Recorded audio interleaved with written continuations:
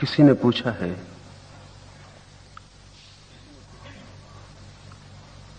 लोग अक्सर कहते सुने जाते हैं जो होता है ठीक ही होता है। इस ठीक का क्या अर्थ है? क्या यह सिर्फ एक सांत्वना है मन को समझाने के लिए? क्या यह संभव है कि जो भी होता हो सभी ठीक होता हो? कहीं ये वैसा ही तो नहीं है जैसा ईसप की कथा में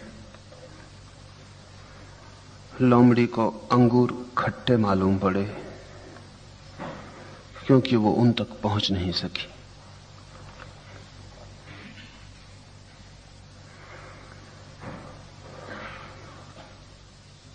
श्रेष्ठतम नियम भी निकृष्टतम उपयोग में लाए जा सकते हैं।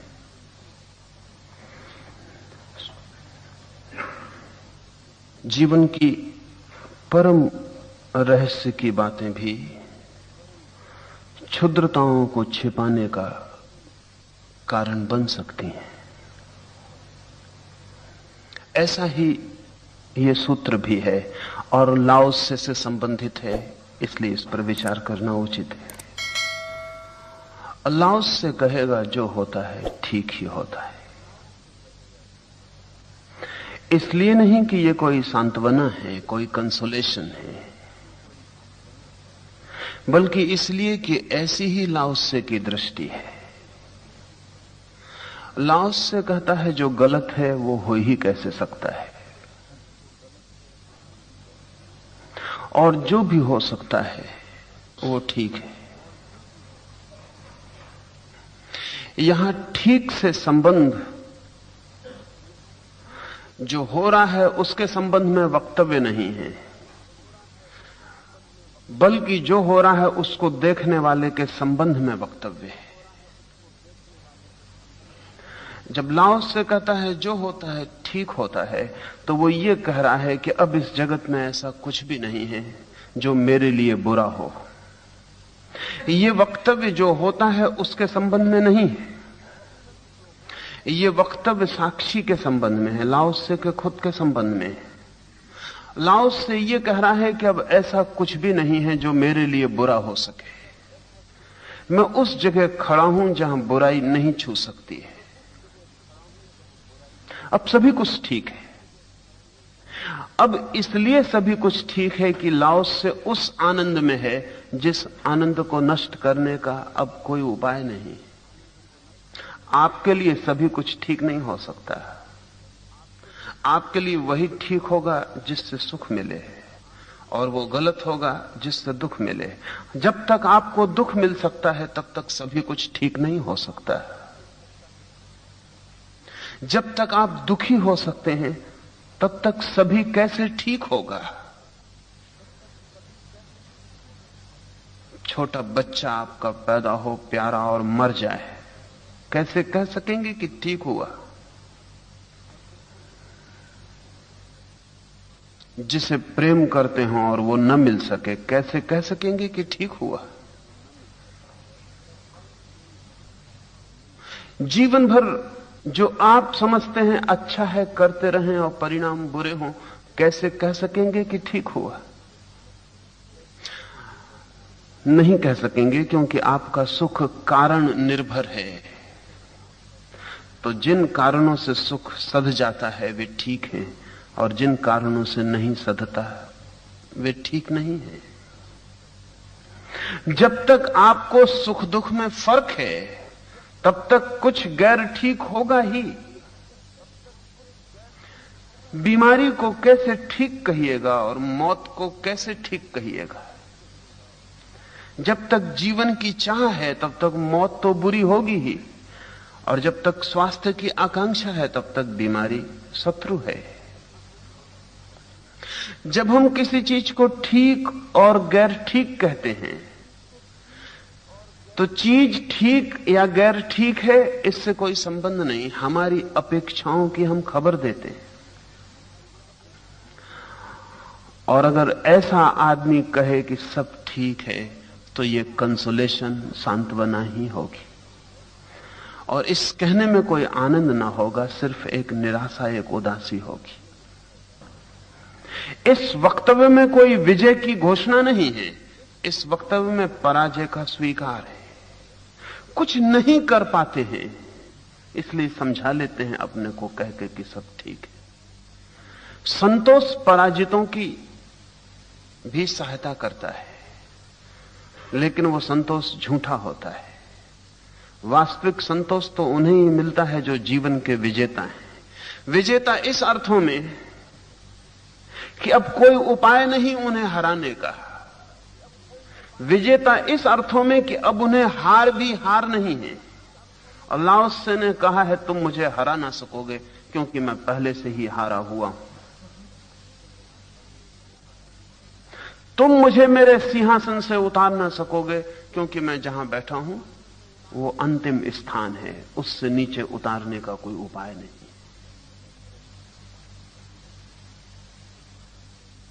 तुम मुझे दुख न दे सकोगे क्योंकि मैंने सुख की आकांक्षा को ही विसर्जित कर दिया है। इस अर्थ में जो विजेता है, संतोष उसके जीवन में प्रकाश की तरह है। हम जैसे हारे हुए लोग, और हम बहुत हारे हुए लोग हैं, क्योंकि जो भी हम चाहते हैं वो नहीं मिलता। जो भी हम कामना करते हैं वही कामना टूट जाती, बिखर जाती। हम बुरी तरह हारे हुए लोग हैं, सर्वहारा, सब कुछ हारे हुए हैं, कुछ मिलता नहीं। इस हार में भी संतोष का उपयोग किया जा सकता है, तब वो झूठा है, तब ऊपर से थोपा हुआ, चिपकाया हुआ है। तब भी हम कह सकते हैं सब ठीक है। तब ईसब की कथा ठीक है। ईसब की कथा हम सबको ज्ञात है कि लोमड़ी ने बहुत छलांग मारी, अंगूरों तक नहीं पहुंच सकी, लेकिन अहंकार ये भी तो स्वीकार नहीं कर सकता कि मेरी छलांग छोटी है। अहंकार यही कहेगा कि अंगूर खट्टे, लेकिन यह कहानी अधूरी है। ये सब दोबारा आए तो कहानी को पूरा करे। मैं कहानी को पूरा कर देता हूं। जब इस लोमड़ी ने ईसब की कहानी पढ़ी तो उसने तत्काल एक जिम्नेशियम में जाके व्यायाम करना शुरू कर दिया। छलांग लगानी सीखी, दवाएं ली,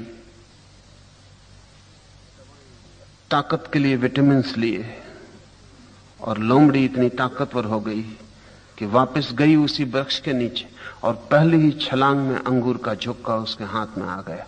लेकिन जब उसने चखा तो अंगूर सच में ही खट्टे थे।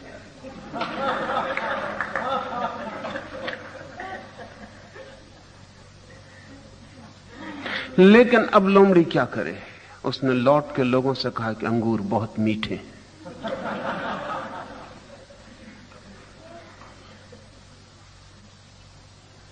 अहंकार है तो कहीं से भी भर लेगा। न पहुंच पाए अंगूर तक तो अंगूर खट्टे हैं, और पहुंच जाएं तो खट्टे भी हों तो भी मीठे।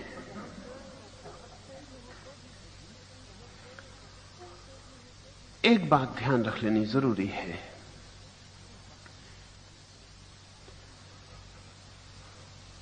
कि हम जो भी वक्तव्य दे रहे हैं वो वक्तव्य हमारी पराजय से तो नहीं निकलता है, हार से तो नहीं निकलता है। हारे हुए वक्तव्यों का कोई भी मूल्य नहीं है। अल्लाह से आपको यह नहीं सिखा रहा है कि आप थोप लें संतोष।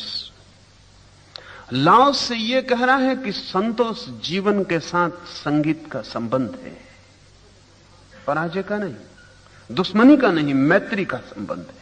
लाओस से यह कह रहा है कि जो भी होता है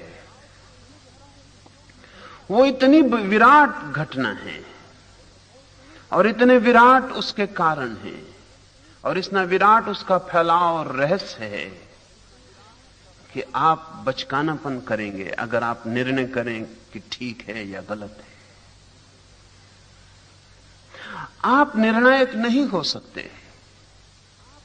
जगत इतनी बड़ी घटना है कि उसमें जो होता है वो तो एक फ्रेगमेंट, एक टुकड़ा है। जैसे कि किसी आदमी को एक उपन्यास का एक पन्ना हाथ में लग जाए और वो उस पन्ने को पढ़ के निर्णय ले कि उपन्यास नैतिक है या अनैतिक है, अश्लील है कि सलील है, कि श्रेष्ठ है कि निकृष्ट है, और उस पन्ने पर वो निर्णय करे ठीक है गलत होने का, तो हम उसे नासमझ कहेंगे। हम कहेंगे पूरी कथा से परिचित हो जाना जरूरी है निर्णय के पहले। लेकिन जगत के संबंध में हम रोज निर्णय लेते हैं और जगत की पूरी कथा से परिचित होने का कोई भी उपाय नहीं है। अगर हिटलर मर जाए बचपन में ही तो उसकी मां सोचेगी बहुत बुरा हुआ, क्योंकि ये एक टुकड़ा है। लेकिन हिटलर ने जो किया अगर उसकी मां जिंदा हो तो सोचेगी ये पैदा होते ही मर जाता तो अच्छा था। लेकिन ये भी एक टुकड़ा है और अभी इसके बृहत्तर हिटलर भला समाप्त हो जाए, लेकिन हिटलर ने जो किया है वो सक्रिय रहेगा। और यह भी हो सकता है कि दुनिया में अब कोई युद्ध ना हो सिर्फ इसलिए कि हिटलर हो गया। तब हिटलर का होना अच्छा होगा या बुरा? यह हो सकता है कि हिटलर के कारण ही हो। मुझे दिखता है बुद्ध और महावीर के कारण युद्ध नहीं रुक सके, हिटलर के कारण रुक सकते हैं, क्योंकि हिटलर ने युद्ध को ऐसा विषाक्त रूप दे दिया, उसको उसकी चरम परिणति तक पहुंचा दिया। बीमारी आखिरी जगह पहुंच गई कि अगर आदमी अब भी युद्ध करे तो फिर हमें मानना चाहिए कि आदमी में आदमियत जैसा कुछ भी नहीं। हो सकता है जगत में अब कोई विराट महायुद्ध ना हो, लेकिन तब उसका सारा श्रेय हिटलर पर ही जाएगा। कौन कह सकता है कि हिटलर का होना अच्छा हुआ या बुरा हुआ? हम टुकड़े पर निर्णय करते हैं, एक खंड पर निर्णय करते हैं। जीवन अखंड धारा है और अनंत है, अनादि है, न उसका प्रारंभ है न उसका कोई अंत है। तो सिर्फ निर्णायक परमात्मा ही हो सकता है। जिस दिन सृष्टि समाप्त हो उस दिन ही तय हो सकता है क्या था ठीक, क्या था गलत। हम कैसे निर्णय ले सकते हैं? लाओस से जब कहता है कि सब ठीक है तो वो ये कह रहा है कि निर्णय हम ले नहीं सकते, ये निर्णय नहीं है। जब लाओस से कह रहा है सब ठीक है तो ये सब गलत है, उसके विपरीत निर्णय नहीं है। जब लाओस से कह रहा है सब ठीक है तो वो ये कह रहा है कि मैं विराट की इच्छा के साथ अपने को एक करता हूं, मेरी अपनी कोई अलग इच्छा नहीं। जीसस को सूली लग रही है, आखिरी क्षण में एक संदेह जीसस को पकड़ जाता है।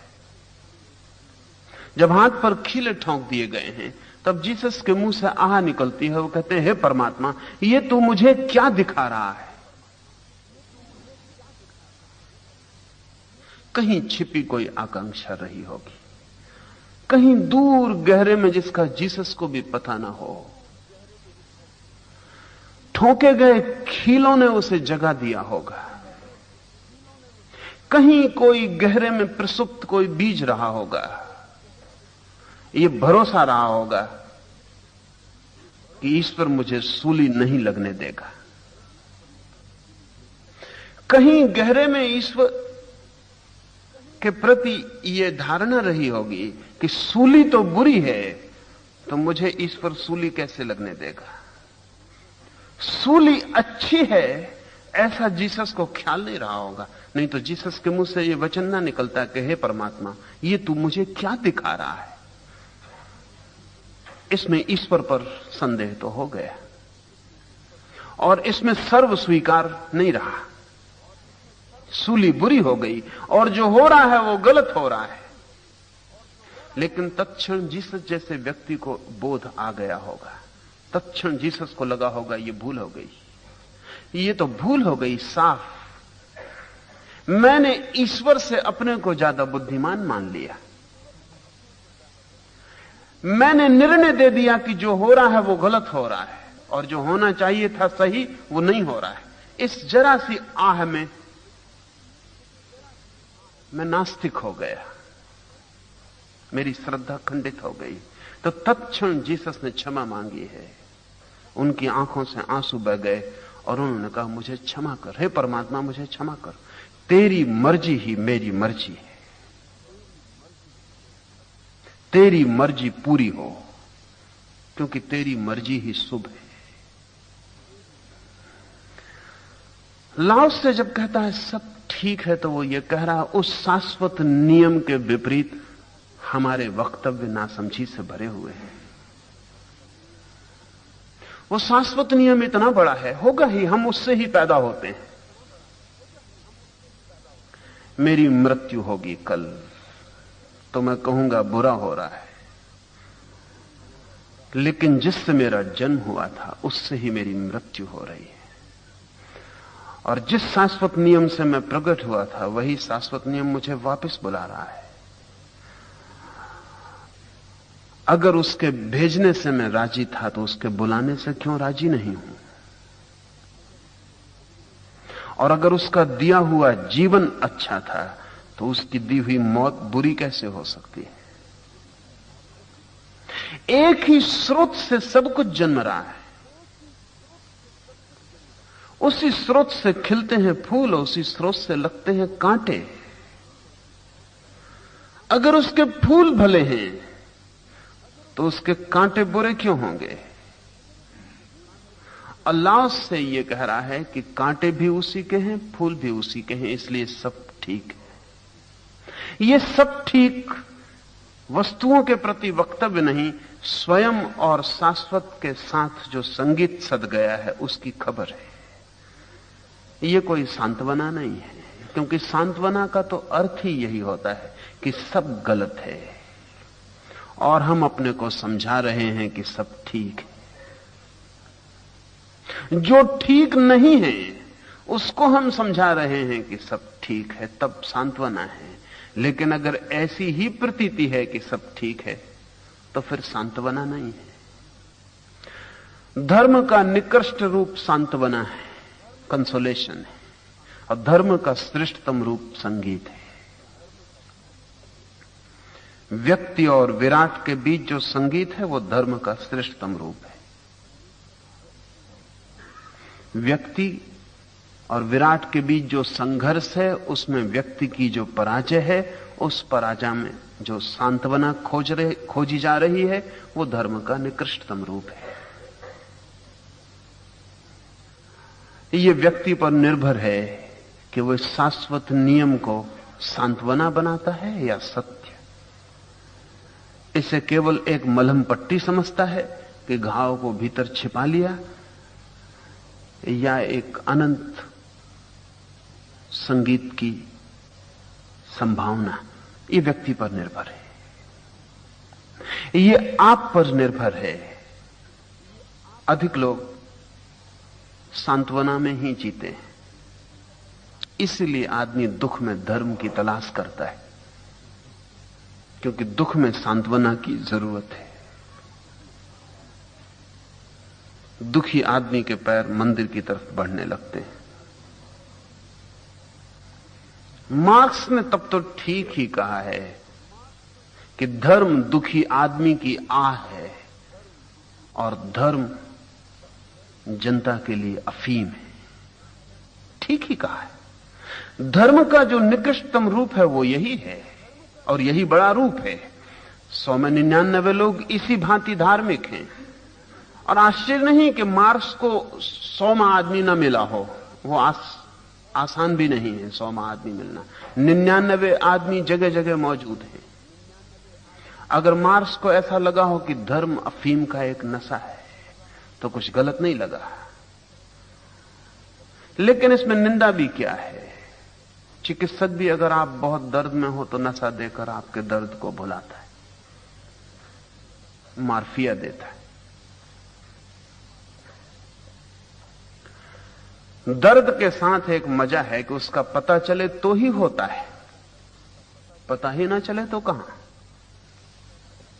दर्द के साथ हम दो काम कर सकते हैं। दर्द को मिटाने का वो धर्म की श्रेष्ठतम संभावना है, दर्द को भुलाने का वो धर्म की निकृष्टतम संभावना है। जब दुखी आदमी धर्म की तरफ बढ़ता है तो वो सांत्वना के लिए जा रहा है, जब सुखी आदमी धर्म की तरफ बढ़ता है तब वो संगीत के लिए जा रहा है। इसलिए मैं कहता हूं, जब आप सुख से भरे हों तब धर्म की तरफ बढ़ना बहुत कठिन है, बहुत कठिन है। दुख से जब भरे होते हैं तब बहुत सरल है। इसलिए मैं निरंतर कहता हूं कि दुखी, दीन, दरिद्र, गरीब समाज धार्मिक नहीं हो पाते। उनके लिए धर्म अफीम ही है। समृद्ध, सुखी, संपन्न समाज ही धार्मिक हो पाते, क्योंकि सुख जब व्यर्थ मालूम होता है तब ठीक और गैर ठीक की सब धारणाएं गिर जाती।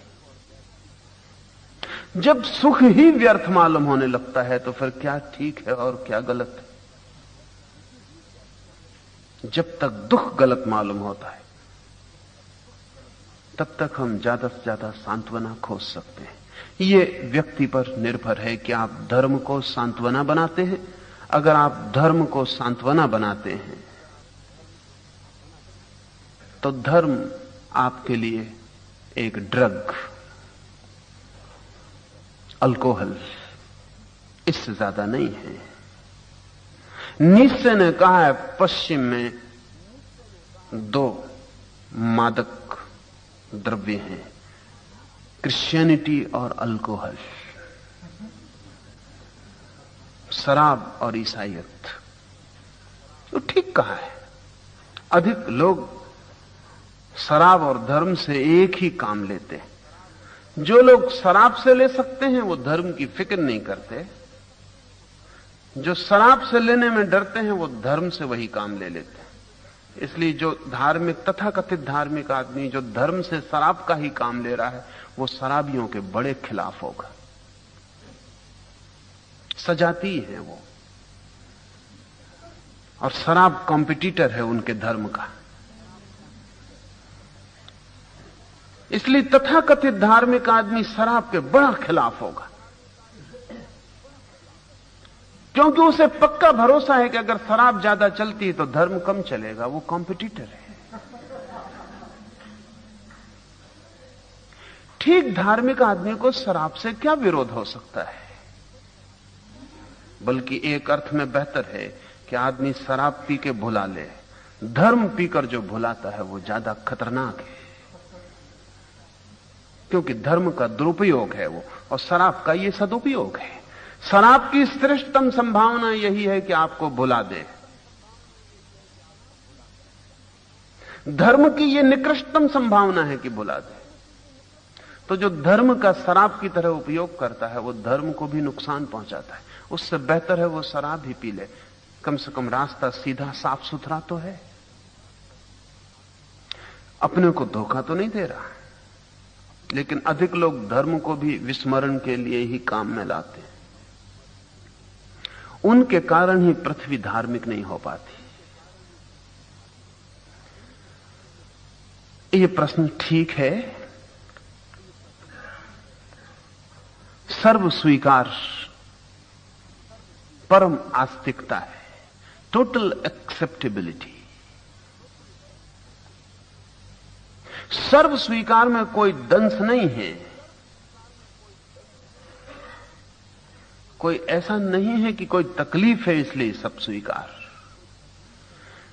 बल्कि ये स्मरण आ गया है कि एक लहर अगर सागर को स्वीकार न करे तो व्यर्थ ही परेशान होगी। एक लहर का होना ही सागर का होना है। सागर का अस्तित्व ही लहर में आंदोलित हो रहा है।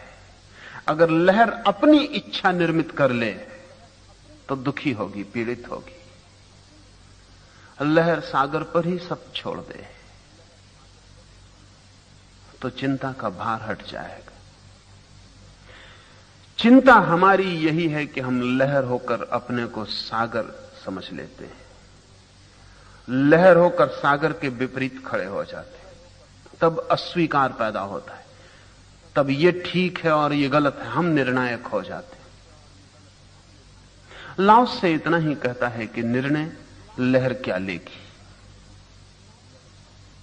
लहर है ही कहां जो निर्णय ले सके, उसका अलग होना ही नहीं है। सागर का एक हिस्सा है, सागर से ही जन्मी है, सागर में ही लीन हो जाएगी। जन्म को जिस सद्भाव से स्वीकार किया है उसी भाव से मृत्यु को भी स्वीकार कर लेना जरूरी।